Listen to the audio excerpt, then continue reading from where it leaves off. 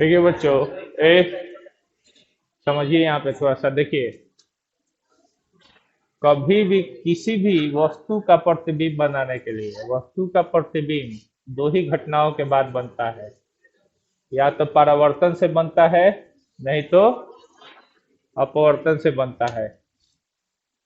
लेकिन कभी भी परावर्तन हो या अपवर्तन हो, उसमें एक बात का ध्यान रखना पड़ता है कि प्रकाश कहाँ से आ रहा है, यानी प्रकाश का स्रोत क्या है। और जब प्रकाश स्रोत से प्रकाश आके वस्तु से टकराती है, तब वस्तु से चलने वाली किरणें दर्पण से या तो परावर्तित होती है, नहीं तो लेंस से अपवर्तित होती है। और परावर्तन और अपवर्तन के बाद जिस बिंदु पर मिलती है, उसी बिंदु पर वस्तु का वास्तविक प्रतिबिंब बनता है, या मिलते ही प्रतीत होती है तो काल्पनिक प्रतिबिंब बनता है। और किसी भी वस्तु का प्रतिबिंब निर्धारण के लिए हमें किरण आरेख की जरूरत पड़ती है। जैसे समतल दर्पण में 2 किरण आरेख था, गोलीय दर्पण में 4 और लेंस में 3 किरण आरेख है। अब इन किरणों में से कभी भी हम 2 किरण को चूज करते हैं। कितने किरण को चूज करते हैं?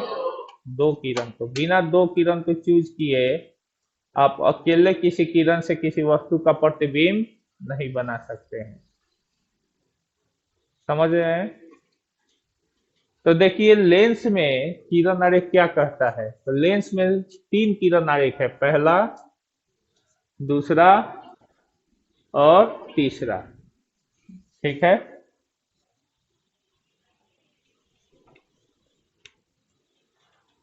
पहला किरण आरेख कहता है, लेंस में किरण आरेख की बनावट में पहला किरण आरेख कहता है जिस तरह से दर्पण में है उसी तरह से लेंस में भी है। प्रधान अक्ष के समानांतर आने वाली प्रकाश की किरण लेंस से अपवर्तन के बाद मुख्य फोकस से होकर गुजरती है या गुजरती हुई। तो देखिए यहाँ पे ये जो लेंस है, इसको हम कौन सा लेंस कहते हैं? उत्तल लेंस। कौन सा लेंस? उत्तल लेंस में गुजरती है, अवतल लेंस में गुजरती हुई प्रतीत।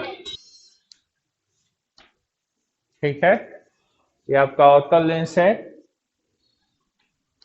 ठीक है बच्चों, देखिए, प्रधान अक्ष के समानांतर आने वाली प्रकाश की किरण उत्तल लेंस से अपवर्तन के बाद मुख्य फोकस से होकर गुजरती है, यानी मुख्य फोकस से होकर गुजर जाएगी। दूसरी बात, अवतल लेंस में प्रधान अक्ष के समानांतर आने वाली प्रकाश की किरण लेंस से अपवर्तन के बाद फोकस से नहीं गुजरेगी, वो दूर भाग जाती है अपने पथ से। लेकिन जिस रास्ते पर भागती है उस रास्ते को पीछे बढ़ाया जाता है, तो कहां से होकर गुजरती हुई प्रतीत होती है? फोकस से। तो जिस बिंदु से, मतलब प्रधान अक्ष के समानांतर आने वाली प्रकाश की किरणें जिस बिंदु से गुजरती है या गुजरती हुई प्रतीत होती है, उसे हम फोकस बिंदु कहते हैं। अब फोकस बिंदु भी 2 प्रकार का होता है, एक मुख्य फोकस होता है और एक द्वितीयक फोकस होता है। मुख्य फोकस वो होता है जहां से प्रकाश की किरणें गुजरती है या गुजरती हुई प्रतीत होती है, और द्वितीयक फोकस वो होता है जहां से प्रकाश की किरणें नहीं गुजरती है और ना ही गुजरती हुई प्रतीत होती है। जैसे उत्तल लेंस का मुख्य फोकस ये हो गया, द्वितीयक फोकस ये हो गया। अवतल लेंस का मुख्य फोकस ये हो गया, द्वितीयक फोकस ये हो गया। उत्तल लेंस का मुख्य फोकस दाएं साइड में मिल रहा है, अवतल लेंस का मुख्य फोकस बाएं साइड। इसलिए उत्तल लेंस की फोकस दूरी धनात्मक हो जाती है और अवतल लेंस की फोकस दूरी, बस यही है। अब समझ में आया? और वक्रता केंद्र को याद रखना बच्चों, वक्रता केंद्र को 2f लिखा जाता है। क्या लिखा जाता है? यानी फोकस का दुगुना दूरी। ठीक है, तो लेंस में कहीं भी पढ़ोगे ना तो सी नहीं मिलेगा बेटा, आपको हमेशा 2x मिलेगा। क्या मिलेगा? वक्रता केंद्र की जगह पर आपको 2x मिलेगा। समझ में आ गया?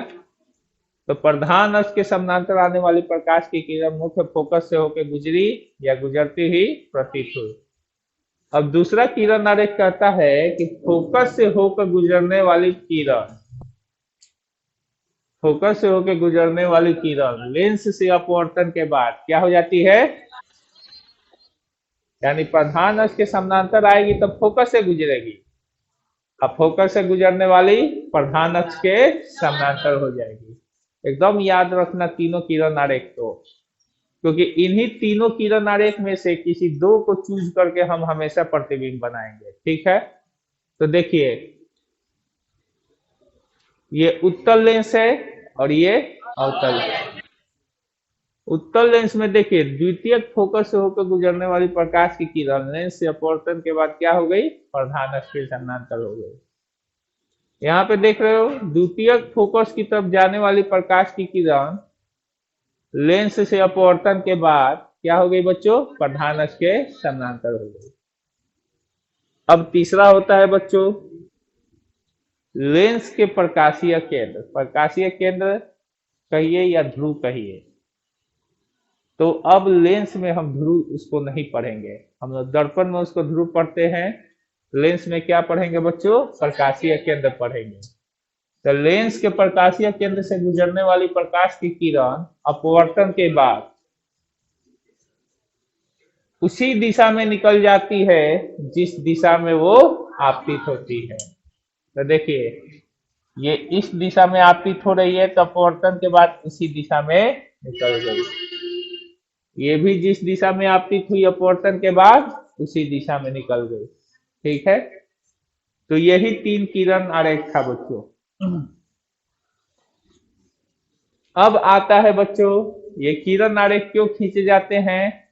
तो वस्तु के प्रतिबिंब निर्धारण के लिए खींचे जाते हैं। अब किसी भी वस्तु का प्रतिबिंब बनाने के लिए कितने किरण आरेख को चूज करना पड़ता है? किसी भी दो को चूज करोगे प्रतिबिंब एकदम सही पोजीशन पर सही जगह बनेगा, अगर आप सही से खींचे हो तो। आप अगर फ्री हैंड भी ढंग से खींचोगे बच्चों तो आप लोगों का प्रतिबिंब बन जाएगा। ठीक है, अब देखिए क्वेश्चन करेगा कि प्रतिबिंब किसे कहते हैं। ठीक है, तो किसी वस्तु से चलने वाली प्रकाश की किरण हम अभी समझाएं, लेंस से अपवर्तन के बाद या दर्पण से परावर्तन के बाद जिस बिंदु पर मिलेगी या मिलती ही प्रतीत होगी वही उस वस्तु का प्रतिबिंब होगा। तो मिल जाती है और मिलती ही प्रतीत होती है, तो यहाँ पे दो घटनाएं होती है, एक अपने से या तो मिल जाती है या मिलती हुई प्रतीत होती है। ठीक है, तो हम उस वस्तु को उसे तो जिस बिंदु पर वो अपने से मिल जाएगी परावर्तन या अपवर्तन के बाद या मिलती हुई प्रतीत होगी, हम उस वस्तु का क्या कहेंगे बच्चों? प्रतिबिंब कहेंगे। तो इसमें दो प्रकार का प्रतिबिंब बन जाता है, एक वास्तविक प्रतिबिंब और एक वास्तविक प्रतिबिंब कहता है किसी वस्तु से चलने वाली प्रकाश की किरण लेंस से अपवर्तन के बाद, लेंस से अपवर्तन और दर्पण से परावर्तन के बाद जिस बिंदु पर वास्तविक रूप से मिलती है उसे हम उस वस्तु का वास्तविक प्रतिबिंब कहते हैं। वास्तविक यानी अपने से मिल जाएगी, अपने से मिल जाएगी तो वास्तविक प्रतिबिंब कहते हैं। ठीक है, और मिलती हुई प्रतीत होगी तो उसे हम काल्पनिक प्रतिबिंब कहते हैं। वास्तविक प्रतिबिंब हमेशा क्या होता है बच्चों? इसे पर्दे पर प्राप्त किया जा सकता है। अवास्तविक प्रतिबिंब याद रखना बच्चों, वास्तविक प्रतिबिंब अवतल दर्पण और उत्तल लेंस द्वारा बनता है। यही दो ऐसे हैं जिनके द्वारा वास्तविक प्रतिबिंब बनता है, नहीं तो बाकी के द्वारा काल्पनिक प्रतिबिंब। ठीक है, काल्पनिक प्रतिबिंब तो तीनों दर्पणों में भी बनेगा और दोनों लेंस में बनेगा। ठीक है, और वास्तविक प्रतिबिंब का हमेशा आवर्धन माइनस में होता है। क्या होता है? यानी आवर्धन निगेटिव अगर दिखाई दे गया तो समझ लेना कि प्रतिबिंब क्या है, अगर पॉजिटिव दिखाई दे गया तो काल्पनिक है। यही कहानी है इतना बच्चों, और कुछ खास कहानी नहीं है।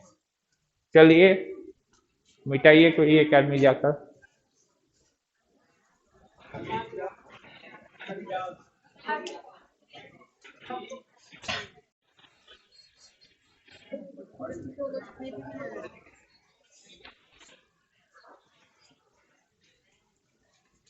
देखिए बच्चों, वास्तविक प्रतिबिंब तो समझ गए थे। काल्पनिक प्रतिबिंब बस वही बात है कि किसी भी वस्तु से चलने वाली प्रकाश की किरण, तो वस्तु से प्रकाश की किरण कब चलती है, जब प्रकाशीय स्रोत से प्रकाश आके वस्तु से टकराता है। बिना किसी प्रकाशीय स्रोत के कभी भी प्रतिबिंब नहीं बनता है। क्या तुम अंधेरे में किसी वस्तु को देख पाते हो? नहीं, क्योंकि आपकी आंखों में भी लेंस है। अब वो अपवर्तन की घटना पर आपका प्रतिबिंब बनाता है, और दर्पण में तुम अपना चेहरा देखते हो तो परावर्तन की घटना पर। ठीक है, तो देखिए, किसी भी वस्तु से चलने वाली प्रकाश की किरण दर्पण से परावर्तन या लेंस से अपवर्तन के बाद, यानी हम ये बात समझते हैं कि कभी भी वस्तु का प्रतिबिंब या तो परावर्तन की घटना से बनता है या अपवर्तन की घटना से बनता है। तो किसी वस्तु से चलने वाली प्रकाश की किरण दर्पण से परावर्तन या लेंस से अपवर्तन के बाद जिस बिंदु पर मिलती है तो ये वास्तविक का था। लेकिन अब काल्पनिक में क्या हो जाएगा, मिलती हुई प्रतीत होती है, उसे हम उस वस्तु का काल्पनिक प्रतिबिंब कहते हैं। काल्पनिक प्रतिबिंब क्या होता है? काल्पनिक प्रतिबिंब हमेशा सीधा होता है, इसे पर्दे पर प्राप्त नहीं किया जा सकता है। यह तीनों दर्पण समझ रहे हो ना, उत्तल, अवतल और समतल। अवतल में केवल एक बार बनेगा, लेकिन उत्तल में हमेशा बनेगा और समतल में हमेशा बनेगा। यानी उत्तल और समतल दर्पण में हमेशा काल्पनिक बनता है, लेकिन अवतल में वास्तविक भी बनता है और काल्पनिक भी बनता है। लेकिन सबसे ज्यादा वास्तविक बनता है। अवतल में 6 स्थिति में प्रतिबिंब बनता है। कितनी स्थिति में? अवतल दर्पण में 6 स्थिति में प्रतिबिंब बनता है, जिसमें 5 स्थिति में वास्तविक होता है और 1 स्थिति में काल्पनिक। जब वस्तु फोकस और ध्रुव के बीच हो तो दर्पण का पीछे बनता है और काल्पनिक सीधा बड़ा बनता है। लेकिन उत्तल में काल्पनिक सीधा और छोटा हमेशा, और समतल में काल्पनिक सीधा और बराबर हमेशा। उत्तल और समतल में हमेशा काल्पनिक बनेगा, एक में छोटा एक में बराबर। लेकिन अवतल में 5 स्थिति में वास्तविक और 1 स्थिति में काल्पनिक। ठीक है, यह तीनों दर्पण तथा दोनों लेंस द्वारा बनता है। दोनों लेंसों में बच्चों अवतल लेंस हमेशा काल्पनिक बनाएगा, लेकिन उत्तल लेंस जो होता है बच्चों, उत्तल लेंस जो है उत्तल लेंस 5 स्थितियों में वास्तविक बनाएगा, 1 स्थिति में काल्पनिक बनाता है। यानी उत्तल लेंस का पोजीशन हमारे अवतल दर्पण द्वारा और अवतल दर्पण जैसा होता है, और अवतल लेंस का पोजीशन उत्तल दर्पण द्वारा होता है। उत्तल दर्पण में 2 ही स्थिति में प्रतिबिंब बनता है, उत्तल दर्पण में 2 ही स्थिति में प्रतिबिंब बनता है, तो अवतल लेंस में भी 2 ही स्थिति में बनेगा। लेकिन अवतल दर्पण में 6 स्थिति में बनता है, तो उत्तल लेंस में भी कितनी स्थिति में बनेगा? 6 स्थिति। ठीक है, अब देखिए, जब भी वास्तविक प्रतिबिंब, ठीक है, सीधा नहीं हुआ, ठीक है, एक बेंच वहीं पे लगा के बहुत जल्दी सुन।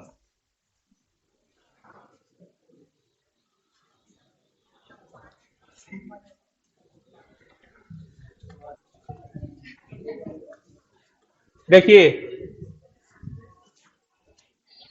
इसमें आवर्धन का मान, काल्पनिक प्रतिबिंब में हमेशा आवर्धन का मान क्या होता है? प्लस होता है, और वास्तविक के लिए क्या होता है? माइनस। अब देखिए लेंस द्वारा प्रतिबिंब निर्धारण, क्योंकि हम इससे पहले आप लोगों को किरण आरेख पढ़ाए हैं। क्या पढ़ाए हैं? तो किरण आरेख का मतलब ये होता है वस्तु का प्रतिबिंब निर्धारित करने के लिए खींचा गया आरेख।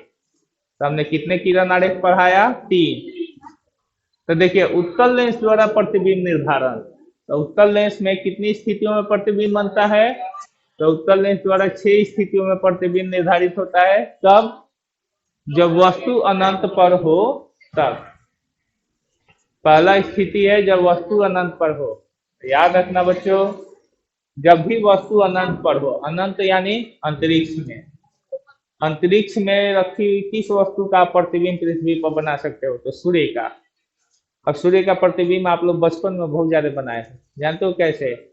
तो जो एक्सपेरिमेंट बॉक्स का उत्तल लेंस होता था, वो सूर्य से आने वाली किरणों को उस दिशा में रख के आप आगे पीछे करके उतने बड़े सूर्य को एकदम छोटे इमेज के रूप में आप हाथ को बनाते थे।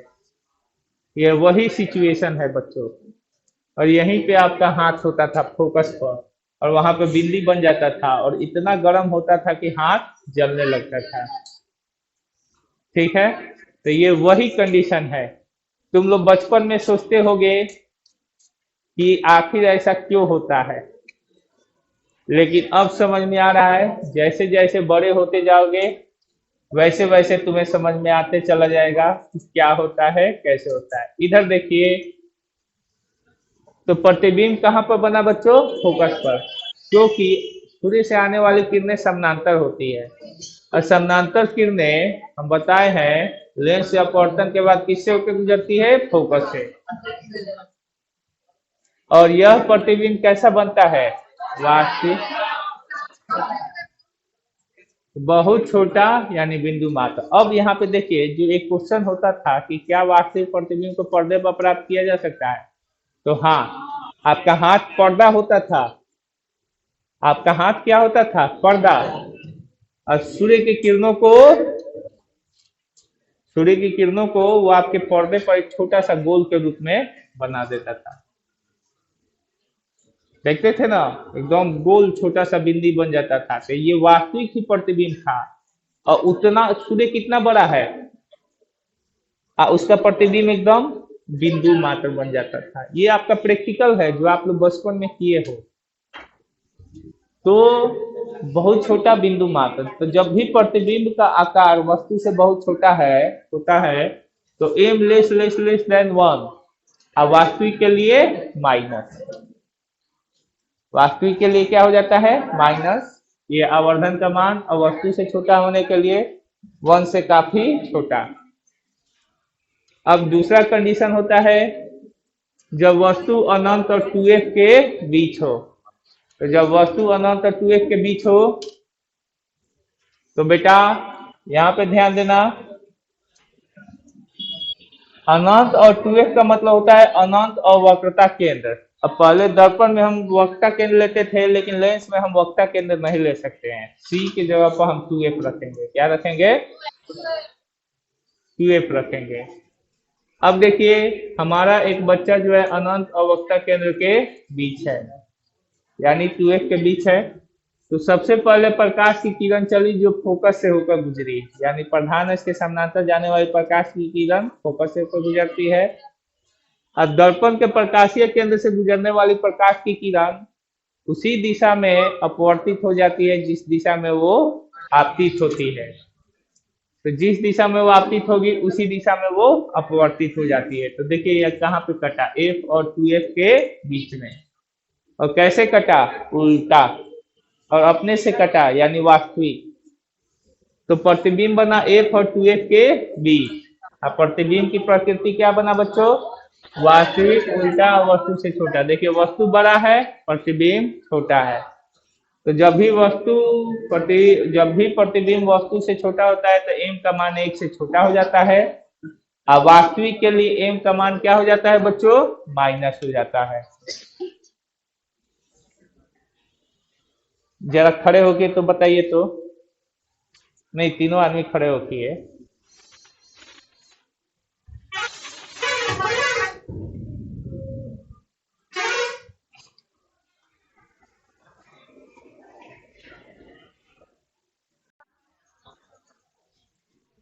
देखिए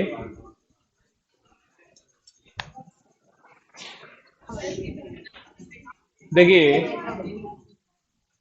जब वस्तु 2f पर हो, 2f का मतलब क्या होता है, वक्रता केंद्र या फोकस की दुगुनी दूरी।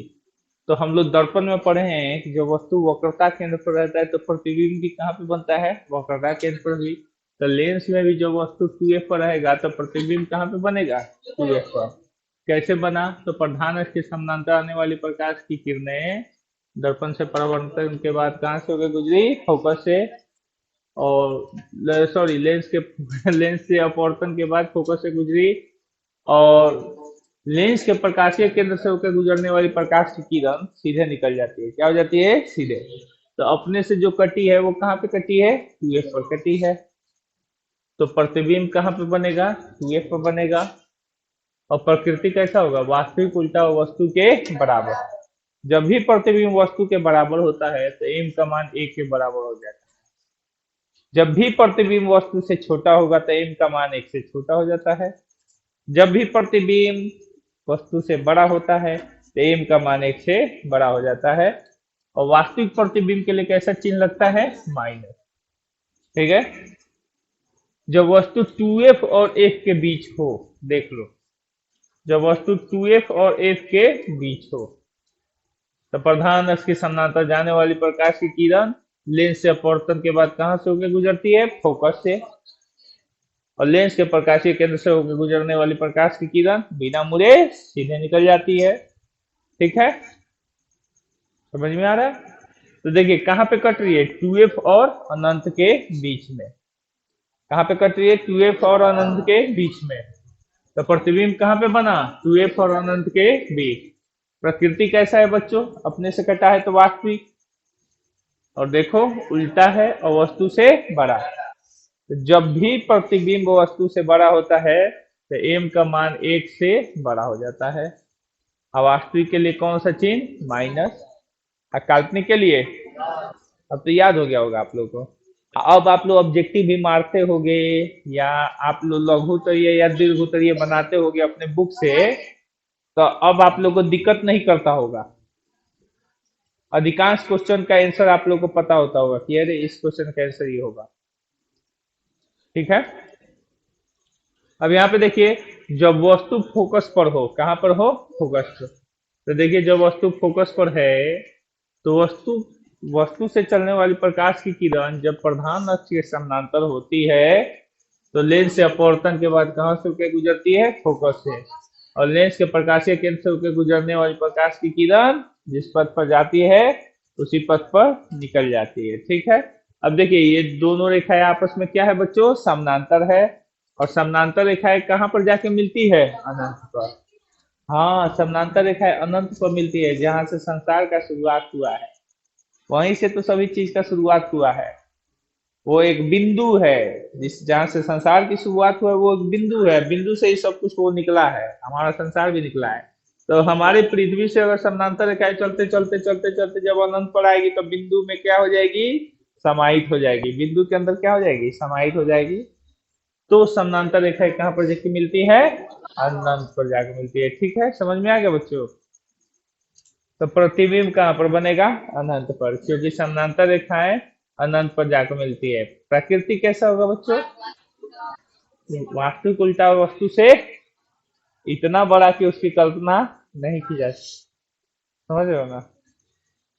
और इसलिए एम का मान ग्रेटर ग्रेटर देन 1, अवास्तविक के लिए कैसा चिन्ह, माइनस। समझ में आ गया। अब देखिए बच्चों, जो वस्तु एफ और पी के बीच हो, तो जो वस्तु फोकस और पोल के बीच हो तो वस्तु का प्रतिबिंब वस्तु के कहाँ बना, पीछे बना, वस्तु के पीछे बना। कैसे बना, तो वस्तु से चलने वाली प्रकाश की किरण प्रधान अक्ष के समानांतर अगर जाती है तो कहाँ से होकर निकल जाती है, फोकस से होकर निकल जाती है। और फिर प्रकाशीय केंद्र से होकर गुजरने वाली प्रकाश की किरण जिस पथ पर जाती है उसी पथ पर वापस निकल जाती है, उसी पथ पर चली जाती है, बिना मुड़े उसी पथ पर सीधे निकल जाती है। और ये देख रहे हैं कि ये किरणें आगे जाके फैल रही है, तो आगे जाके फैल रही है तो इसका मतलब पीछे जाके कहीं नहीं तो कहीं मिलेगी।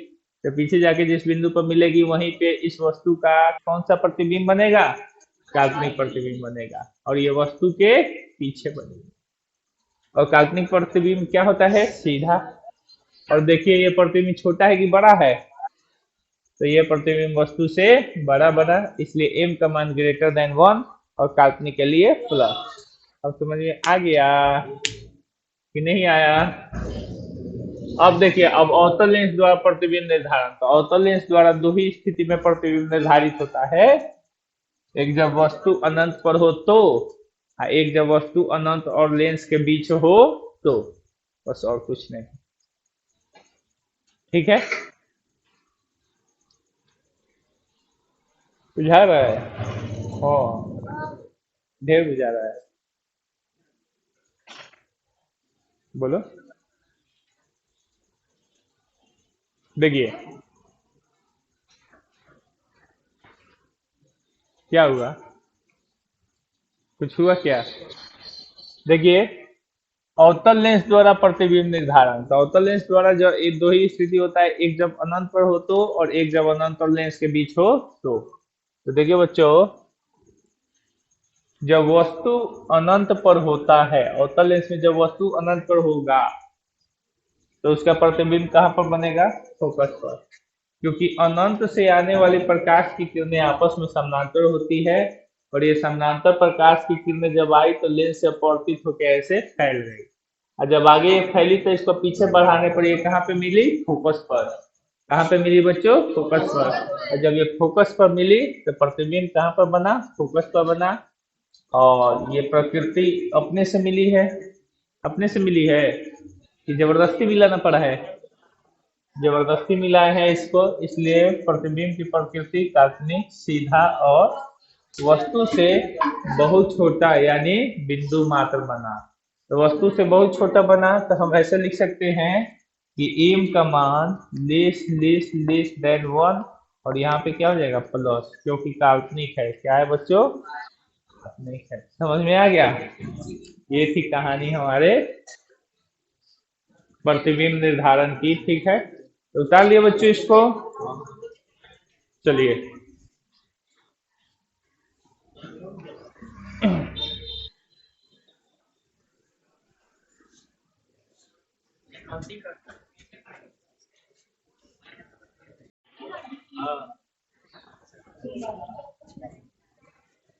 देखिए